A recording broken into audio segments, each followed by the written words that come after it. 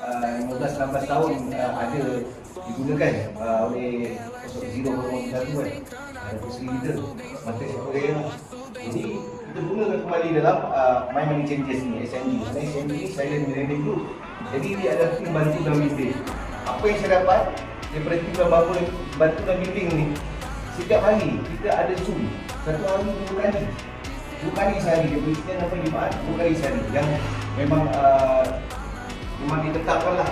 Pukul 3.30 petang sekali, pukul 9 malam sekali. Dan ada lagi juga yang buat pukul 8 pagi, pukul 9 pagi. Ada lagi yang buat pukul 10 pagi. Ada lagi Zoom yang buat.